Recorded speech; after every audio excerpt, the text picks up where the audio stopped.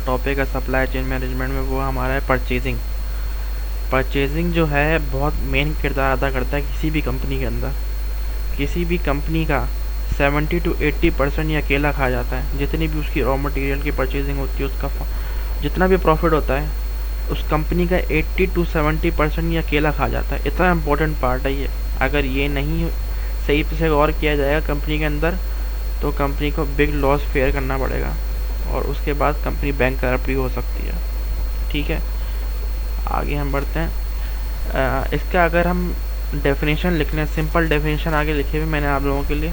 ठीक है, the acquisition of good and service needed to support. इसमें एक्वाजिशन का मतलब ये होता है एक्वायर करना गुड एंड सर्विस को, जो सपोर्ट करेंगी वेरियस एक्टिविटीज़ ऑफ ऑर्गेनाइजेशन।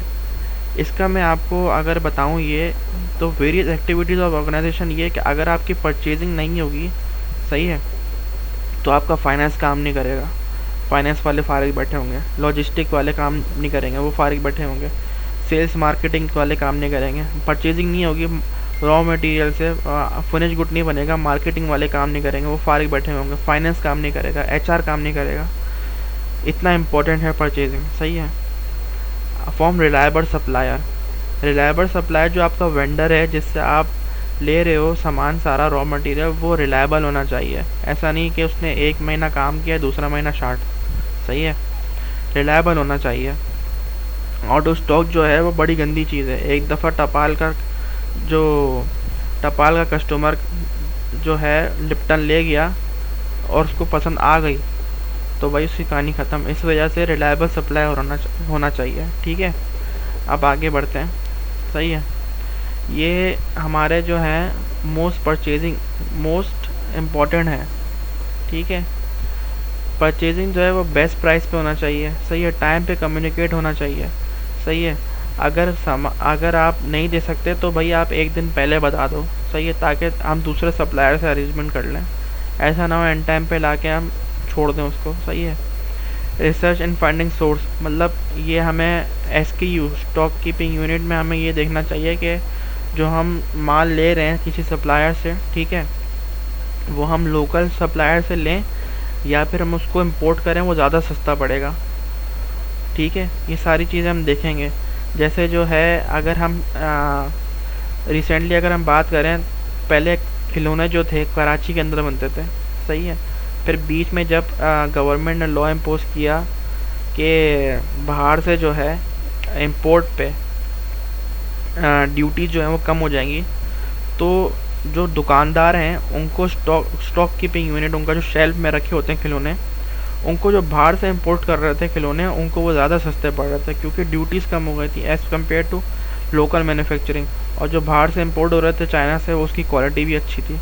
ठीक है, उसके बाद बहरहाल उन्होंने गवर्नमेंट ने ये लॉ ख़त्म कर दिया। अब ड्यूटीज़ आपके सामने ही कि क्या कितनी ड्यूटीज़ बढ़ गई हैं। ठीक है, सर्विस लेवल एग्रीमेंट, इसमें आपको जितना आप लिखोगे सर्विस में एग्रीमेंट में, उतना आप सेव हो गए। जैसे आप इसकी एग्जांपल मैं ये दूंगा, जैसे कोई सप्लायर है, ठीक है, उसको आपने एक साल का कॉन्ट्रैक्ट दिया हुआ है, ठीक है। अब आपने कोई प्रमोशन चल रही है, आपने उससे कोई प्रमोशन की पैकेजिंग करवाई, 20% ऑफ उस पर लिखना है आपने, ठीक है। और उसका जो पाउच है, सही, किसी भी प्रोडक्ट का पैकेजिंग है, उसने आपने उसमें चेंजेस करवाई है, ठीक है। और वो सप्लायर जो है वो आपकी नीड्स को फुलफ़िल नहीं कर पा रहा, ठीक है। पहला माल आया, वो क्वालिटी वालों ने रिजेक्ट कर दिया, QC डिपार्टमेंट होता है कंपनी के अंदर, उसने रिजेक्ट कर दिया। दूसरा माल आया, रिजेक्ट हो गया, तो आप क्या करोगे? नॉर्मल बंदा ये करेगा कि भाई उससे माल नहीं लेगा, सही है। दूसरा सप्लायर बोलेगा भाई चीख के, भाई मैंने जो है 1 साल का एग्रीमेंट किया हुआ है, मुझे काम दो, ठीक है। तो हम बोलेंगे ये ले भाई सामने एग्रीमेंट ये ले, इसमें ये नहीं लिखा हुआ कि हम तुम्हें मुसलसल काम देंगे, इसमें ये लिखा हुआ है हम आपको काम देंगे, लेकिन हम आपके पाबंद नहीं हैं, ठीक है। जितना लिखोगे सर्विस लेवल एग्रीमेंट में, उतना आप सेफ होगे, ठीक है। अब हम आगे अगर बढ़ें,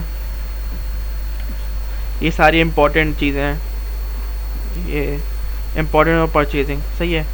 मार्केट में कंपटीशन बहुत है, सही है। एक सप्लायर सस्ता दे रहा है, दूसरा सप्लायर उससे भी ज़्यादा सस्ता दे रहा है, सही है। तो हम